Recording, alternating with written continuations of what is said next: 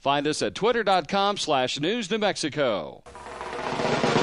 Can we eat now, or do we have to wait till the argument's over? No, you can't eat now. You got to wait till the argument's over. I'm Jim Spence sitting in for Michael Swicker. We got Aaron Henry Diaz in the studio, and we have Janice Arnold-Jones on the Newsmaker line. Good morning, Janice Arnold-Jones. Good morning, Jim. Good morning, Aaron. Good morning, Janice. So, Janice, can we talk a little bit here? I mean, let's talk. Let's do this. Just me and you here. This has been a kind of a strange week or so that we've been in.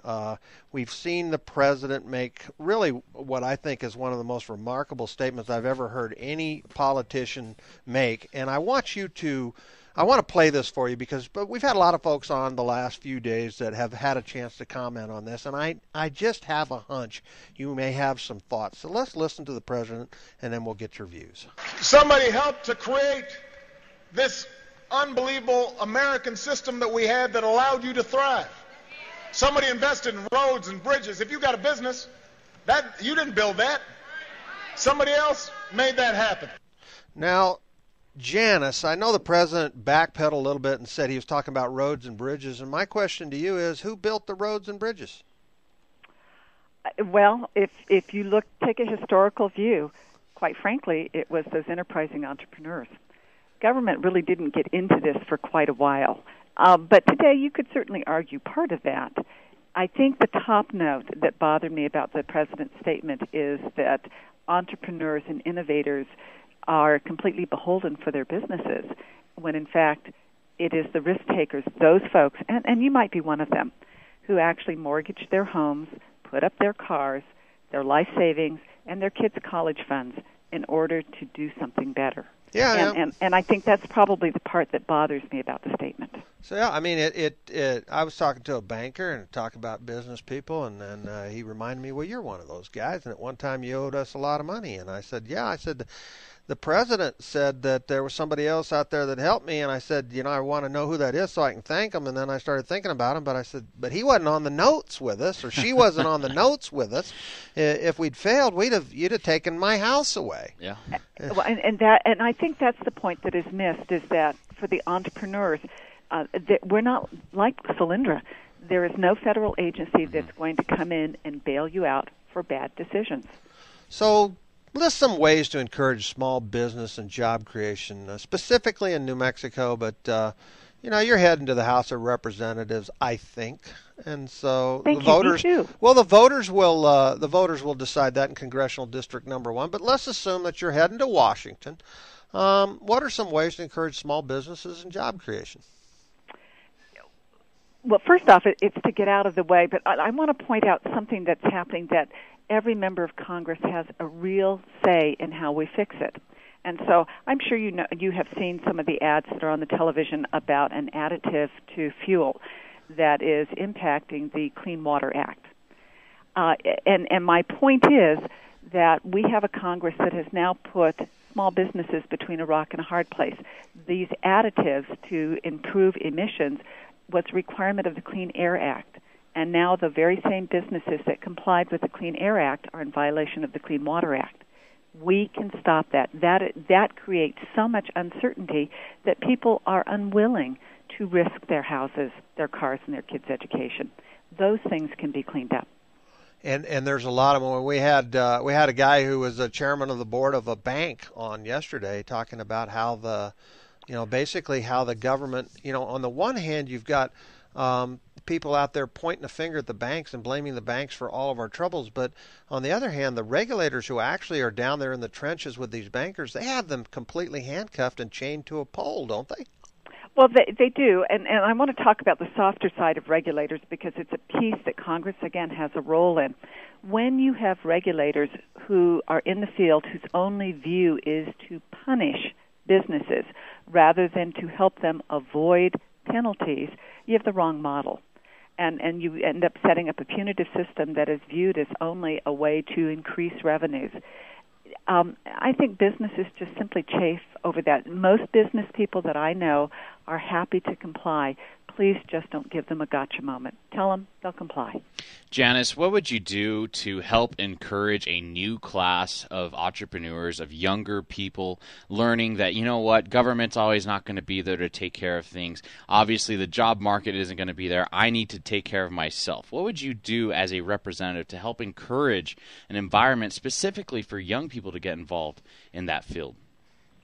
Well, in terms of getting involved, I guess I want to have a conversation with younger people. And Aaron, you bring up such a good point, because I worry that you have been led to believe that the government will really make a better decision for you than you can. And so I want to have that discussion. And if we start there, I think we can move into talking about how money could be made available. And right now our banking laws make it so difficult for our banks to even provide a $5,000 line of credit. Those are the things that we need to actually have available. But until we get past the first part, where you take ownership of you, right, I'm not sure that we're going to get there. Exactly. You're right. So, Janice, I want to get to the labs in this state and New Mexico's military mission, because those are really, really big things, and there are lots of jobs at stake. And the federal government owns a substantial portion of our state and has decided to put these installations here. And, of course, national security, things going on with Iran, and it's just, it's never been more important than it is right now.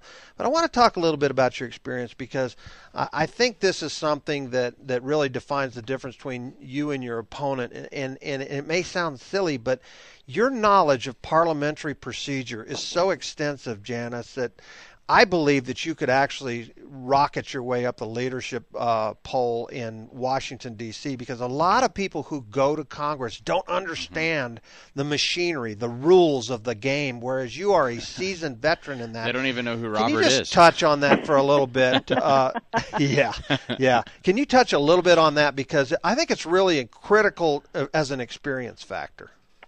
Well, thank you. And I did not say this. I think Walter Bradley was most famous for saying that he who knows the rules rules. But it is true that there is a process.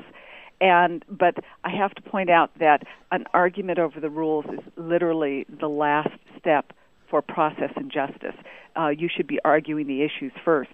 But when process and justice are going out the window, then you have to know the rules in order to defend things like your Constitution. Well, and it's important to know those. Well, and isn't it important to have a comprehensive understanding of what the game is all about going in, so that you can form tactics that keep the rules of the game in mind from the very beginning? Well, I think that certainly helps, and having in mind what the goal is of being a representative. And so from that perspective, yes, as you know, I have been meeting with constituents every Saturday for about the last 4.5 years. I love that discussion, because the real problems and the real solutions come from the people. You have to take time to listen. So got about a minute left in this segment. Labs in the military in New Mexico. How important is it to our economy, and what is the difference between you and your opponent on the importance of that? Well, one is, as you know, I have been a DOE contractor. I am privileged to be there. I am a Navy wife, so I have a really unique perspective on the military. But the role of our labs in the military in our state is vital, not only to our state. We have a federal sector economy. Whether we like that or not, we do. But we are responsible for the deterrence mission for our nation's security. And I don't want to run out of time here. This is such an important statement, and the fact that Congress has failed to pass a budget is leading to not only the demise of our labs, but also increasing unemployment in especially the Albuquerque area that is never reported. Do you think Nancy Pelosi understands that for New Mexicans? I don't think she cares, as a matter of fact. You don't think she cares? Because I have a suspicion that your opponent would be supporting Nancy Pelosi for Speaker of the House. First vote she'll cast would be for Nancy Pelosi. So it is pretty important. Those votes do matter. Your votes matter in Congressional District Number 1. We are visiting with Janice Arnold-Jones. She is a candidate in CD1. We're going to have more questions for Janice, some of our listeners' questions for Janice, right after we take this time out. You're listening to News New Mexico. What a great show. But we always have to take a break, and while we're taking a break, Jim Spence and I'm Michael Swickard, can just talk about things. We're talking about Charlie Munger from time to time. I'm curious, is curiosity one of the tendencies of humans. It absolutely is, and I think Munger identifies this as a psychological tendency that is really important to understand. Now, of course, my perspective on all these 25 human tendencies in terms of psychology is to understand them in order to improve my investment decision makings. But you can apply this to, families, managing a family, managing your relationships with those you love. So there's a lot of cross applications. When we start talking about curiosity, he says basically human beings are innately curious.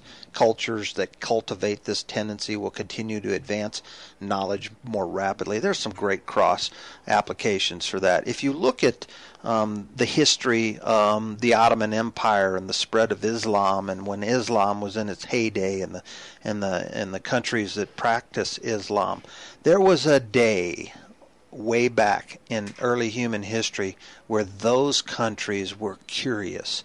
They explored mathematics. They explored engineering. We went to the moon because we were curious. Absolutely. And so, there's a great book by Bernard Lewis out there called What Went Wrong that explains what has happened in that part of the world, which is creating a culture that will support and tolerate terrorism, those sort of things. And not be real curious. And they what they did is they closed their society down. It was the great mistake, was to eliminate curiosity. The same thing happened in the history of China, Michael. China closed off its doors from outside influence, and when they did, they went into a cultural depression.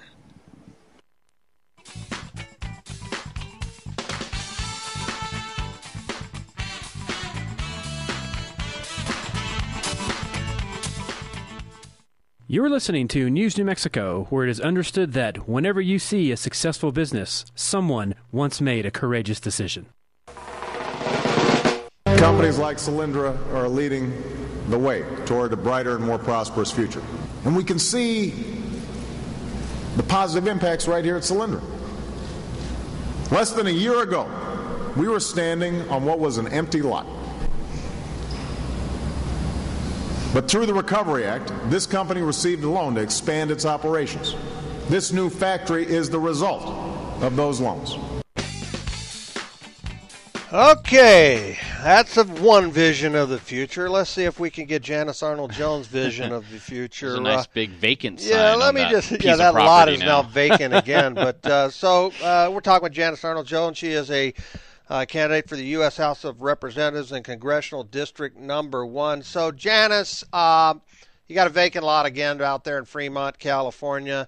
Let's compare that with North Dakota, that has a unemployment rate of 2.9%, a place where they encourage the oil and gas industry.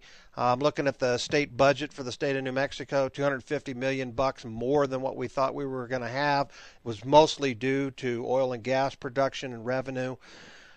Your opponent, big Bill Richardson kind of person that, was happy about the Shot Solar debacle, $16 million in taxpayer money flushed down the toilet on yet another Solyndra, New Mexico style. Can New Mexico help lead the nation towards energy independence? Oh, absolutely. Not only do we have the natural resources, we have other things that are going to be required. And I hope that we are going to be able to move quickly to start using things like the rare earth elements that are actually available. 13% of the world's deposits actually exist in the state of New Mexico, required for not only oil and gas exploration, but for most of the technology that you're probably touching there in your studio. And let me remind you, too, that a rare earth element is required in order to do those nice little gas lighters to light your grill. Absolutely. Basic things that are available.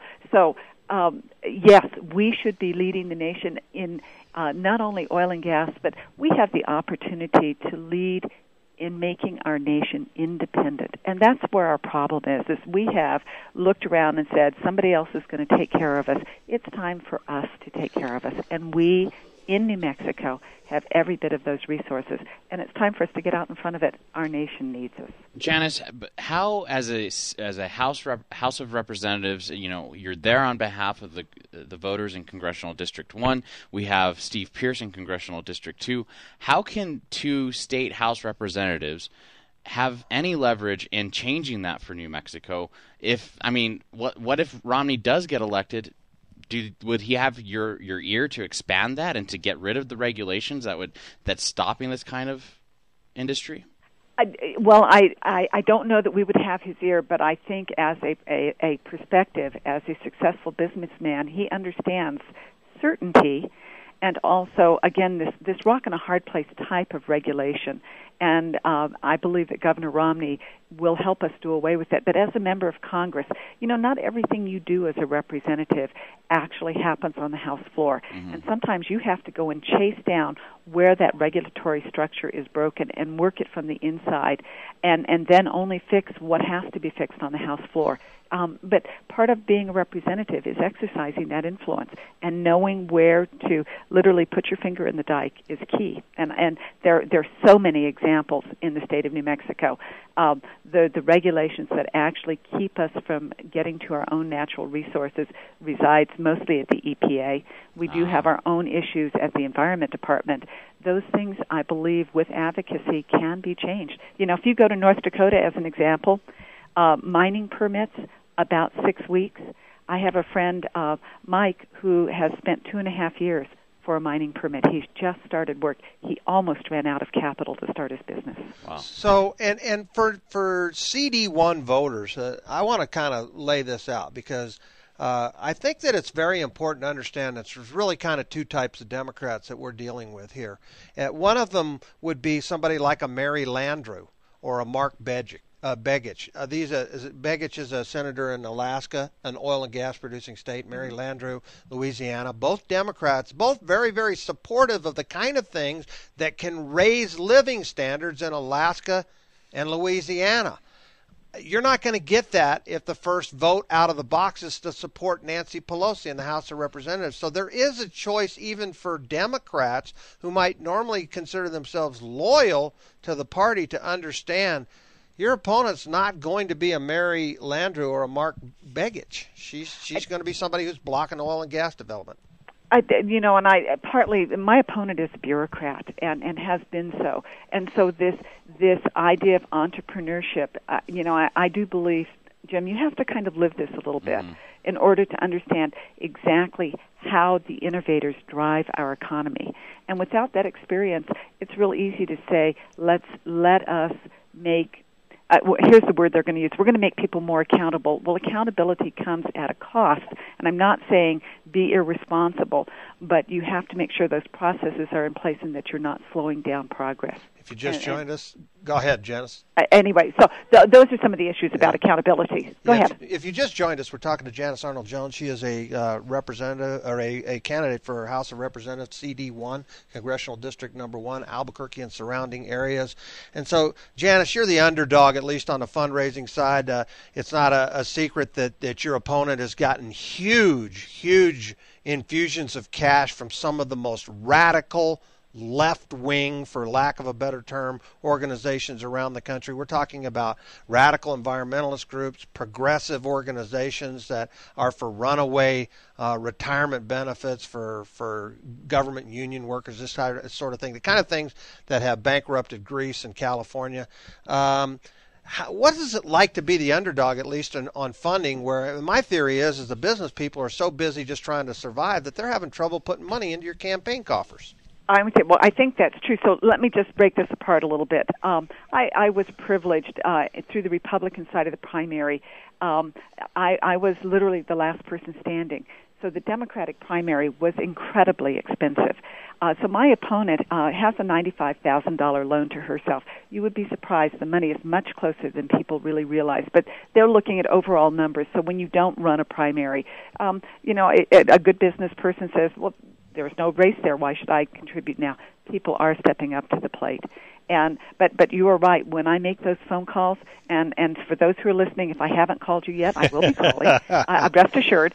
But things are tight. And I'm going to go back to the government sector contractors that the environment that I come from. Can you imagine having contracts that are not funded going on 18 months? You know what it does to your employees? Oh. It means that you have to say things like, I I have to take you off of your benefits. You're part-time. We'll call you when we have work. It is horrible. Janice, what is your website if people want to get involved with your campaign? It's Janice2012.us. That's JANICE 2012.us. Janice2012.us. Thank you so much, Janice Arnold-Jones. We will have you back very, very soon. God bless you all. All right, we'll be back right after the top of the hour news.